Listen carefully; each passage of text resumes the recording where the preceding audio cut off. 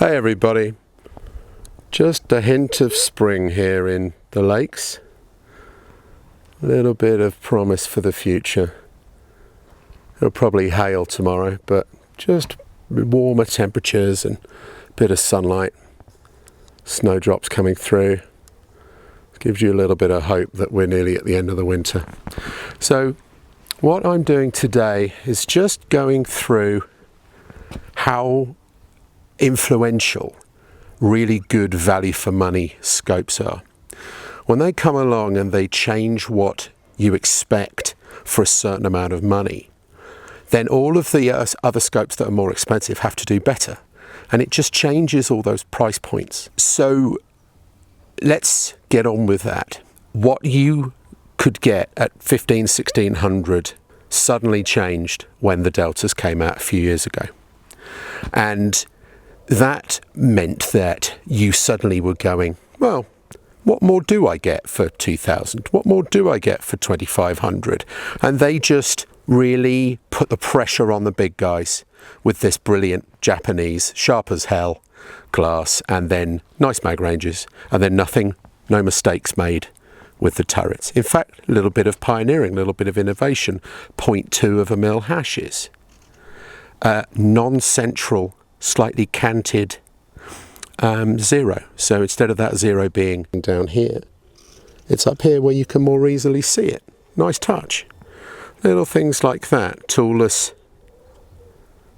adjustments, etc., etc. So that came along, got everything right, didn't make any mistakes, and then, oh my God, glass at 1500. And, you know, that puts pressure on everyone else. So Delta a few years ago with the strikers, very, very exciting. This has happened again with this Sightron. This is a 40 mil Sightron, and a little bit of backstory on Sightron. Sightron made a few years ago when in long range dialing, when I say a few years ago, I mean quite a few years ago, when there weren't dozens of decent tactical dialing options in first focal plane, well, or second focal plane.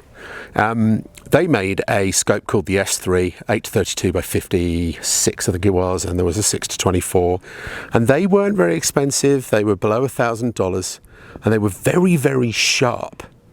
The glass wasn't alpha, but there was a lot of resolution, and combined with a really pioneering floating dot reticle, turrets that were reliable. They're not perfect at the edges, but at the time they were very, very reliable in the center areas, and they really were very influential, these scopes. Everyone had one.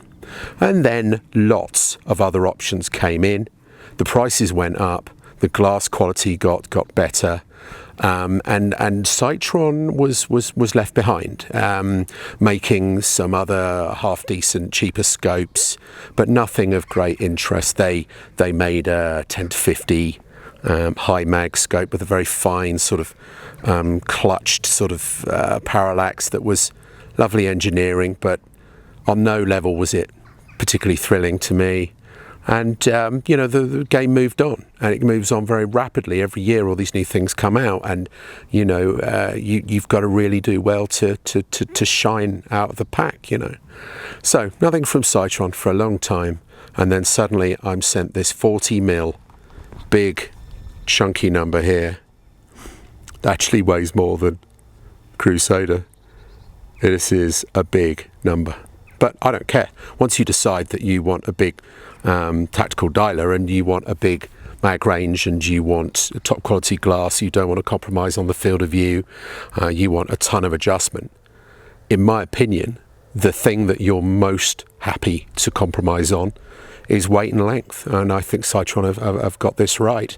Anyway, let's rewind a bit. What's the story? Okay, this thing's sort of mid-2000s. So they've come in premium when they haven't really done premium before, but it isn't $4,000. This isn't expensive in the scheme of the big dialers. It's got to be good, but it doesn't have to justify being, you know, 4,000. What can it do? Well, this is the thing. Bearing in mind that it's got to be better than the Delta because it's a lot more expensive. This has got to up its game so much from its heritage back in the day in the 30mm S3. It's a completely different conversation. Can it do it? Well, I didn't have the best expectations, and then I put it on the rifle, and it's like, right, stop the press. This changes everything. The mag range is 8 times, which is a bit of an ask. You're going from 5 all the way to 40. You're not going 5 to 25, 5 to 30, 6 to 36, all of that stuff. You're going all the way from 5 to 40. That takes some doing. What happens if you get that wrong? Okay, one of the things you'll see is a change in the eye box and eye relief as you zoom in. That would be what I'd expect to see. Some very expensive scopes, when you get up to 8 times mag range, they suffer with that. Other things that you would see is a big compromise in adjustment range or a big compromise in field of view. None of these are here. None of these problems are here. So I'm suddenly getting really excited about this. If you can produce an 8 to 40 with not only an acceptable adjustment range vertically and for windage, but huge. I think I should have checked this out before I recorded, but I think it's 40mm. It's an absolutely epic amount of adjustment. I can tell you that the field of view isn't compromised. It's right up there with the best. Not just the best at 2500, but the best at any money. You've got very good turrets, you've got illumination, you've got a bang up-to-date reticle.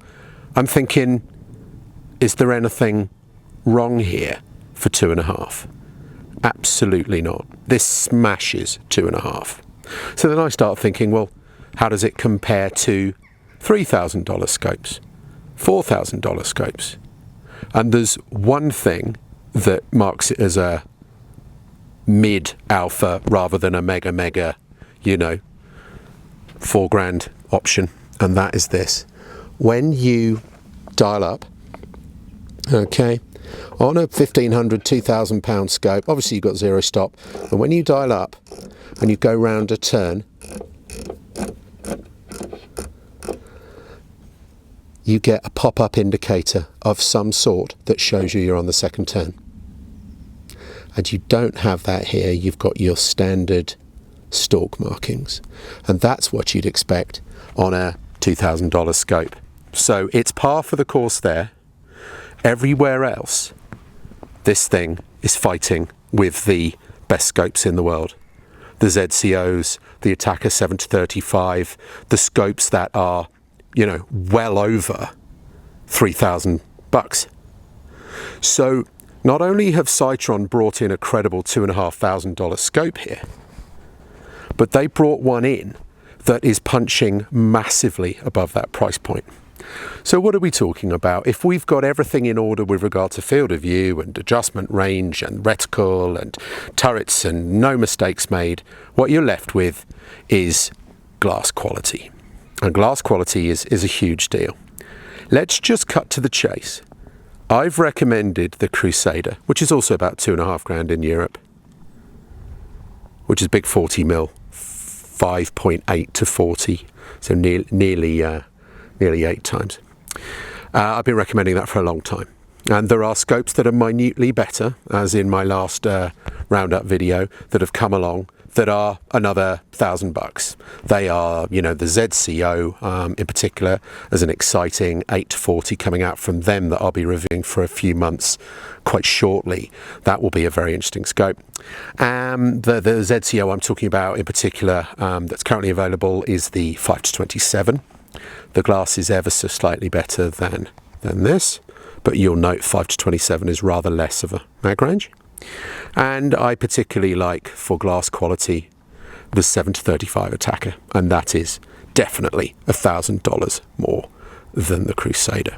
So all in all, I've been saying Crusader's the way.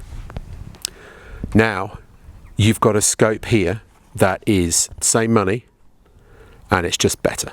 Sorry guys, the glass is better. At 40 times, the Sightron's better. The end, take it to the bank. you don't get to be that definitive very often in scope reviews. I just can't credit how good the glass is on this Sightron. It's right there with the $4,000 scopes that are best in the world, and better than some of them. So what a steaming mega bargain it is at £2,500. Now, toughness wise, I've run it on LatMag, a load. I've dialed it from a mile down to 300 and left, right and up and down for some months. I've got it fundamentally soaked. I've frozen it. I've left it outside for a week. I've given it hell, as I always do when I'm testing scopes. And, you know, it's there. I've also done proper tracking on it. Now, I don't just mean dialing around a little silly box 10 mil wide. I mean dialing right to the edges. So whacking on full wind and then not shooting, doing this on an optical board. And then when you've got full wind on, you go up or down a few clicks. And with most scopes under $2,000 and many above, you get a combination of dead clicks where nothing happens for 20 tenths of a mil, and then suddenly it jumps into life, and or diagonal clicks where when you're wedged in the, say, bottom left hand corner of the box that the scope will do right on its limits, when you dial up you will get this diagonal, which of course you really shouldn't. So only a few scopes in the world will do wedged in the corner. You go up a click and it goes up a click.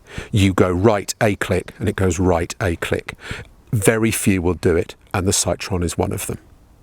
So we have perfect tracking, the best glass in the world, right up with any scope at any money that you can show me.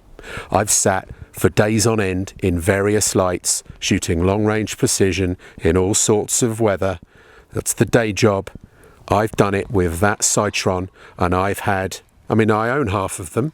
I've got the Crusader, I've got the Recon, I've got Tractoric there, I've got all of them. I don't own an Attacker 7-35, but I know it well. I've got the ZCO, but I had several clients who had the Attacker, and we sat there doing side-by-side comparisons, and everyone is shaking their head going, how much is this Sightron? How can that be? It's that level of news, this thing, guys. So blimey, I mean, maybe they've priced it keen because they're new to the premium market and they want to get people like me going, hang on a minute, how much?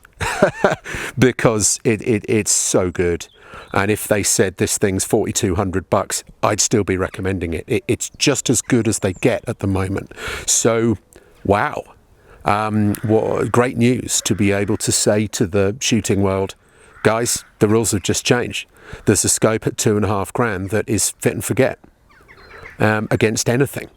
So, wow, well done, Sightron. And it's also been nice chatting to people in the know, particularly in the UK, about Sightron, because we've all got such fond memories of their S3 at £800 or whatever it was, bloodying the nose of the then omnipotent Night Force NXS, which was the main big dialer, and it really, really punched above its weight, and everyone had one or three. God, I ran Sightrons for 5 years, you know, on every gun, and there are many people who still do, but really the game moved on as Sightron got left behind, and it's so nice to see them come back in and again be massively punching above their weight, and that weight now being $2,500. So that's premium, that's got to be good, and they've come in and they're not just good, it's the best. So hold the phone, guys.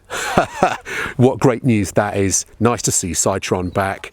I fear the era of the Crusader might have just been ended because the Sightron's better. Sorry. Amazing how you recommend a scope and then something comes along and you go, goodbye, sorry. It's brutal, but you've got to tell it how it is. And the Sightron is mega, mega hot. So from the top, No compromises with field of view.